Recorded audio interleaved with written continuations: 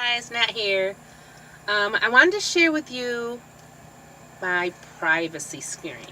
Not only is it a pretty cool backdrop, but you know how sometimes you see these Class A RVs driving down and they don't have any screen. You can see all the way in the back of their RVs. And they're also nice and clean and brand new, which is fine if you just pull your RV out a couple of times out of the summer. Well, that's not our case. We live in this thing full time. We're urban dwelling, and so all that I have's here. So it's set up. This is our home. This is where we live. This is our setup. So I don't know about you, but it's just like how you ever drive through a neighborhood and some neighborhoods have no blinds, no screens, no shears, no curtains, no nothing. And then some people have their blinds, and I'm just a blinds person. I don't want people looking all up in my abode. So this was one of the very first things that I knew that I definitely had to do, and that is put up a screen. Now this is a screen, it's from Pottery Barn, but I bought it at the Goodwill. So I probably got this curtain, I bought this curtain for about $5 at Goodwill, I believe. And I actually had this curtain hanging up on my balcony of my home. So, you know, of course I tried to repurpose as many things as I possibly could in this RV, you know, to save money, obviously.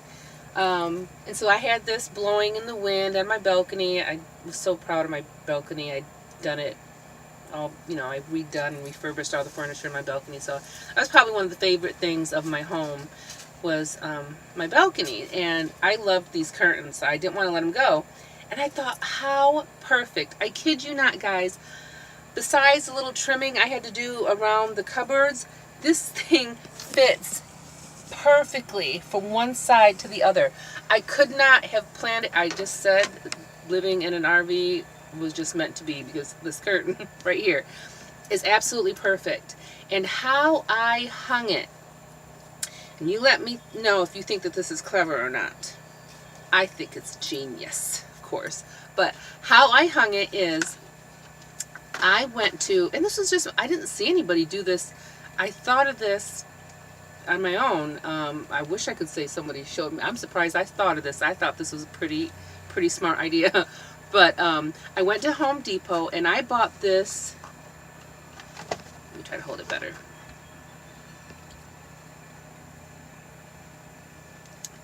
It's Velcro. Extreme Outdoor Velcro. Holds up to 15 pounds. And this was one roll.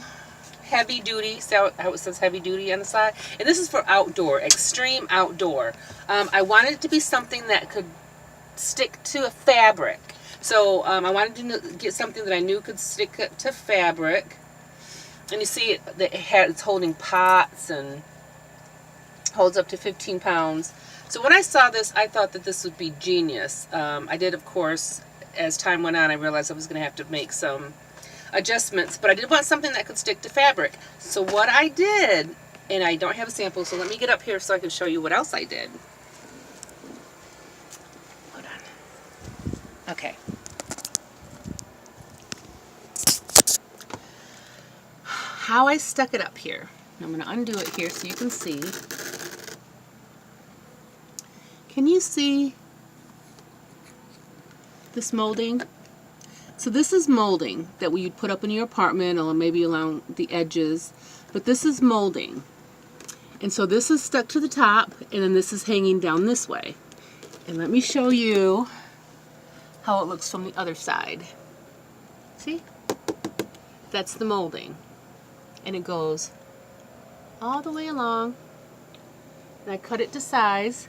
So I bought a strip of this molding from Home Depot as well, and I think the whole strip may have been, oh gosh, I don't know, anywhere from $6 to $10, somewhere like that, maybe $8 for this strip to go across the RV. And of course I measured it with measuring tape, and I cut it to the size that I needed while I was in Home Depot.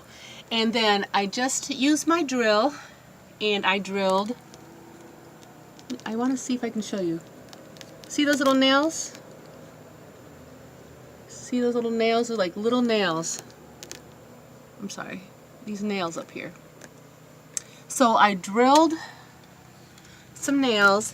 1, 2, 3, 4, 5. I have 5 screws. I drilled some screws, 5 screws all the way along, and they're probably just like that. It doesn't need to go that far in.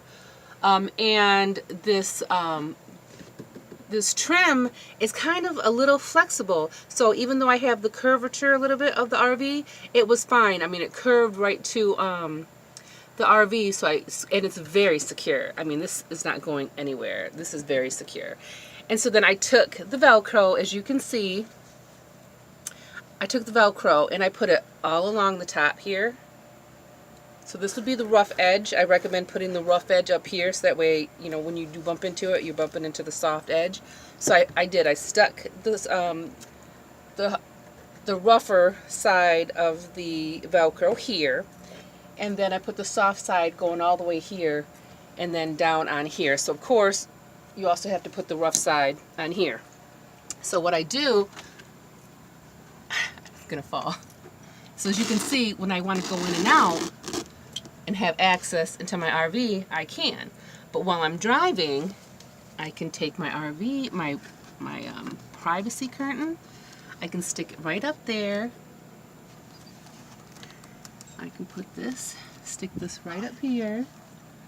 And then because I put the Velcro down the center, I can close myself off all the way in the center. Why that's important: when you're driving, it is windy. So I just want to make sure that my curtains stay shut. So this is how I, have privacy in my privacy. Oh, I'm sorry, how I can get privacy in my RV. And I thought that was a good idea. It really worked well for me. Sorry for the weird angles. That's the best that I knew how to show you what I did. And so what I did is, here, you can see here, I did put some Velcro along this side, so that way I can make sure that it's secure kind of all the way around. Like, I created myself a fabric wall. Essentially, that's just what I did. I just created myself a fabric wall using the trim, 5 screws, and this Velcro. And it works perfectly. It also works, so it's good when I'm driving and the Velcro stays shut. It's very secure. It doesn't fall down on me unless I pull it. I even have my buddy here who walks through it all the time. He'll just sticks his little nose. Oh, be careful, babe. He just sticks his little nose through here and just kind of wiggles himself out. Oh, there it. Perfect timing. As if. How about that? Good job, Duke. It works. Okay, so here are some adjustments, though, I will tell you about. It's a fabric. So the cleanliness freak I can be sometimes, not all the time, but sometimes, I'm going to want to wash this bad boy. I just am. And so I went to wash it. I pulled it down and I went to wash it the other day. I'm looking crazy, guys. Sorry about it. At the laundromat. And I knew I was pushing it, washing it, but I wanted to try. So I did. I washed it. And lo and behold, this does not, don't wash it. Okay?